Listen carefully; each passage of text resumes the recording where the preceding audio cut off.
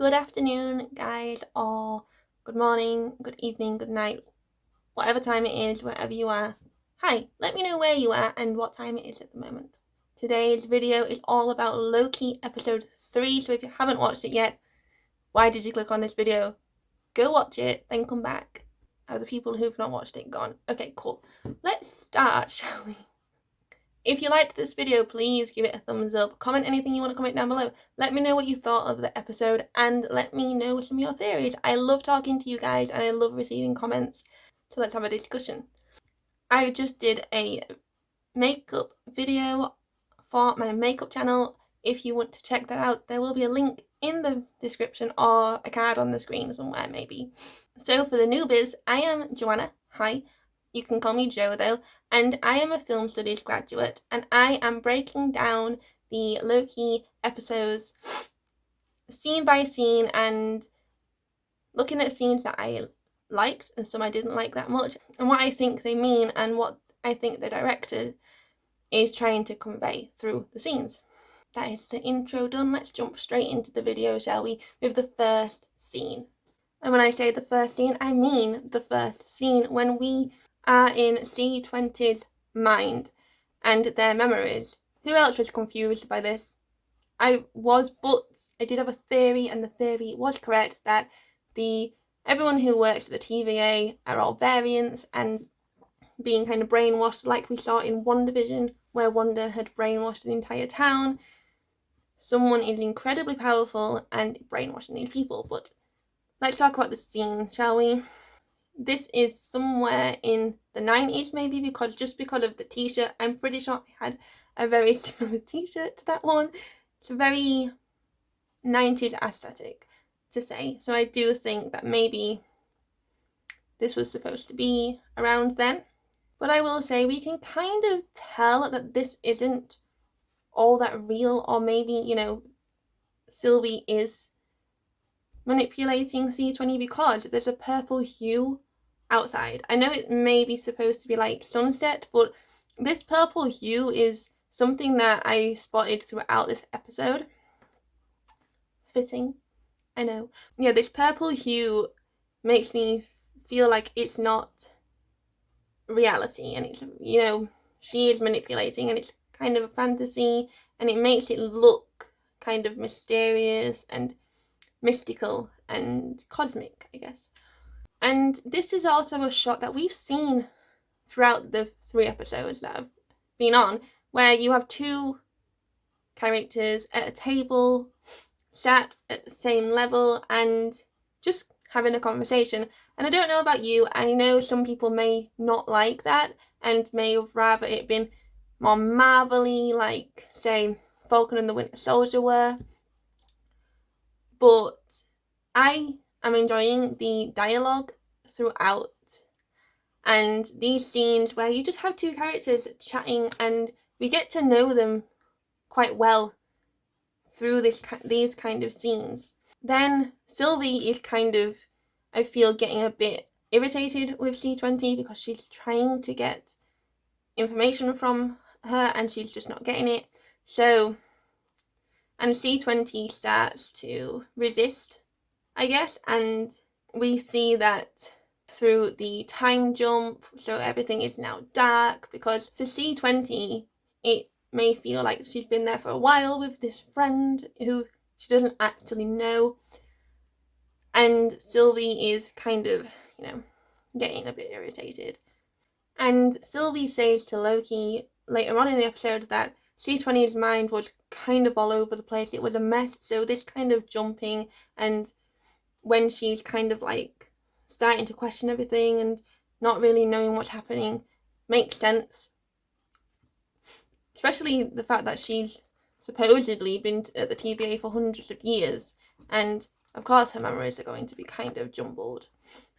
I wanted to get a close-up of this poster, but you can't really. All you can see is the writing at the bottom. I couldn't really see the writing at the top, and it says as its weakest point, or at its weakest point, maybe.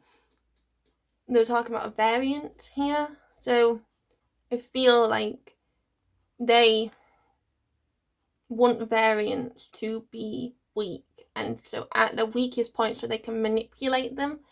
And like Sylvie said, when she's enchanting people, it's hard to do it when someone's mind is quite strong, so they want to break down the variants so then their mind is easier to take over. And in this scene we do get to see, though, Sylvie's impressive fighting skills, and Loki could take some pointers from her. I feel like Loki should have at least tried to do some training. He's not a very good fighter, is he? Bless him, but I think that's a part of his character, that he's a bit of a klutz when it comes to fighting, and he's not very skilled. He relies too heavily on his magic, and maybe he should start doing some combat training or something. Loki has followed Sylvie back to the TVA, and before he goes after her, he remembers daggers. But yeah, this is, he turns around, the camera turns around, zooms in on him because he is remembering, oh wait, I have some weapons that I kind of need. Because again, he's not very powerful when it comes to brute strength, this guy, is he? He's no Thor, bless him. I just love, so I have my notes here, and I've just literally wrote at the top of the page, Loki is an idiot. Because we see in this whole episode how Loki is not very tactile, is he? He does not think, and yeah, he's a bit clueless. And now we have a close-up of the dagger, which I feel shows its importance to him, and also he's just gone, there's a cut, and now we know, oh, he's got his dagger. Whilst he's walking, looking at the mess Sylvie had left behind. But we all know that Loki loves his daggers, and they are a piece of him, aren't they? I feel like Thor with his hammer, they are a piece of him and comforting to him, even though they're a dagger. And it also leads into his whole love metaphor and speech he gives to Sylvie later on in the episode. Now we have Sylvie fighting some more TVA agents, but I just wanted to look at the mosaic at the right hand side of this shot of the timekeepers. Again, watching, but I've seen some theories, and I'm sure you may have seen some too, of the fact that people think at least one of the timekeepers or all of the timekeepers could be Kang the Conqueror, who is a time-traveling supervillain, and a lot of people do feel like he could possibly be the big villain of this series, and then of like Doctor Strange as well.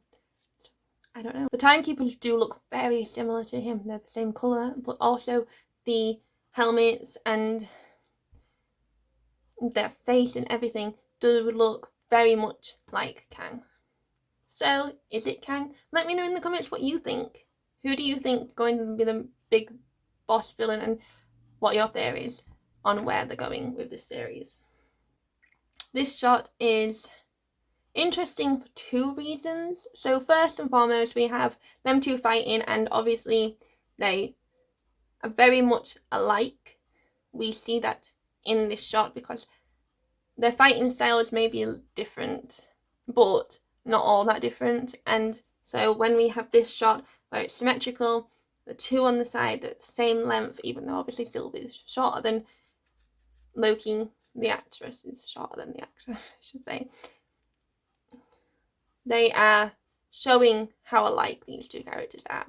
But there's also something I want to talk about, the infinity symbol. So all around TVA we have these elevators, and they all have the like infinity symbol on them, and there are also infinity symbols elsewhere too, so I'll talk about that when we get to it. But yeah, they're showing them that they're very alike, and to the people who were speculating that Sylvie is not Lady Loki, we kind of get confirmation that she is in this episode. This shot I laughed a lot at, where Loki gets his head smashed into a table. I just thought this was funny, therefore I'm showing you it. And in this episode we start seeing some of Loki's powers more, and questioning on how the heck did he lose so many times, because he's actually incredibly powerful, like what the heck. But we see him teleporting, don't we? And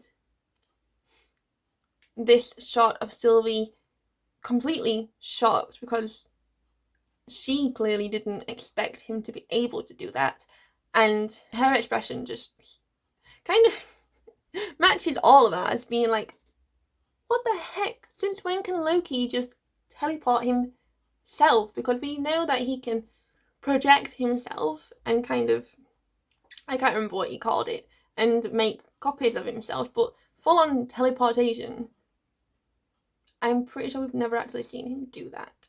We see like they're in kind of a dystopian setting. We also see it's very confined and small, yet again kind of like the elevators in episode 1. So they're trapped, and this is a foreshadowing, I guess, for the entire episode, where they are truly trapped on this planet, this moon, and everything's closing in around him and Sylvie. But they're also getting closer together and being kind of pushed together. Then they have a very wide establishing shot of the moon, and we see by the craters the destruction that is happening and the meteorite asteroids smashing into this moon. And then they pan up to show did they say it was the planet smashing into the moon or vice versa? I think whichever anyway. We see this planet breaking and falling to pieces. And you know, if you've seen my other videos, I've always had this like one shot where I want to praise Marvel's CGI, and this is another one where the CGI in this episode is quite impressive, and the planet itself is, I will always praise good CGI. I love good CGI, and Marvel do it well, don't they? People were thinking, oh, the TVA is probably just going to come down here and save them, but we've already been told in episode 2 that the TVA will not be able to track them because they're in an apocalypse, and there's no variant energy whilst in apocalypses. Therefore, the TVA will not actually know where they are. So, is the TVA going to be able to find them when they're on Lamentus 1, or will they come in a bit later when they get off the planet? I have a feeling they're probably going to get off of this planet in some way or another, because there's 3 more episodes. They can't exactly just unalive there and then. And this is another scene that I just liked, and the line where Loki just turns to Sylvie like, you're so weird. The fact that Loki's calling her weird, dude, have you seen yourself? Have you seen yourself? You're pretty weird too, not gonna lie. And we see them go into another like container shelter, and we have the red light on Loki, which again, like in the end of episode 2, signifies danger. He is in danger, but is he only in danger from the destruction that is happening around him, or is he also in danger from Sylvie? There are big questions about this whole episode, and is it all actually happening, or is Sylvie enchanting Loki? But she does say that when it's enchantment, she goes back to the memories. So, and we know this is new to Loki. This has never happened before. He's never been here. So what are your thoughts on that? Do you think it's all actually happening, or is it being manipulated some way? Now we see the destruction of this planet, and we see the scale of the destruction with the massive craters that asteroids have and debris have created, and just how much danger these two are in. And again, how they're going to get off the planet, we'll have to wait and see next week. Like I said about the whole purple hue, this purple hue has been all over this planet, and this might be just how it looks, and the sky of this planet might be purple, and because of the shadow of the other planet falling into the moon, I can't remember which way around it is, maybe it's given it all this purple hue. But also the purple hue, like I said at the very beginning of this episode, was there when Sylvie was manipulating C20, so kind of makes you question if this actually is all real. Here we see them talking again though, and Loki, trying to get more information out of her. And she tells him, do not call me Loki. That's not who I am anymore. I am now Sylvie, which is an alias, because we still don't know why she has denounced the name and what happened in her past, and how long has she been running from the TVA, and why did they find her? But this also clarifies the fact that she is in fact a Loki variant and Lady Loki, not Enchantress. I can't say that word. Enchantress. Like some people were thinking. So we know Marvel sometimes with the MCU will put two characters together and merge them. So this might be what's happening here, as her power is enchanting people. Now, like I said when I was talking about the infinity symbols, there are a few symbols which I may be gripping at straws, but they're not the only ones in this episode. In the lower left of the screen, there are a few, vents maybe, and they again look like the infinity symbols. Now, I don't have an explanation for this, but we all know the infinity symbol is infinite and infinite time looping, so I don't know. What do you think?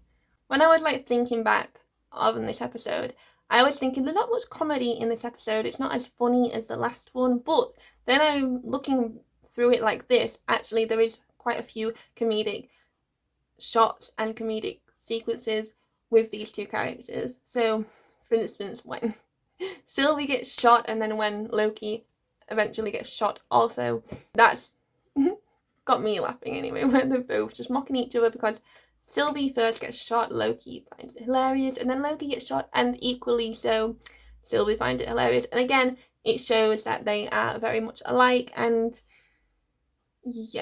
fail at the same hurdle too. And don't have people skills. Really don't have people skills, do they? There are a few scenes in this episode where Loki is kind of showing how he's changed and showing empathy, which is something he did not show in, say, the first Thor and first Avengers movie. So, for instance, when they're leaving the old woman who's just shot them, he looked quite somber about this. Looks back at the old woman, and you can kind of get a sense of him feeling sorry for her, and maybe thinking, why is she staying here, and why isn't she going to save herself too? She's clearly accepted her fate. And I just found it interesting and the fact that they zoomed in on him like this and watched his reaction to the old woman, who didn't look that old actually, but I just found it quite a somber moment, and showing Loki has changed. There's also another scene where he shows it too, which I'll get to. That is the end of part 1 of my part 2 of looking at episode 3. 1, 2, 3. I like that. The next part will be out tomorrow, so turn on notifications so you don't miss that, and I'll see you tomorrow.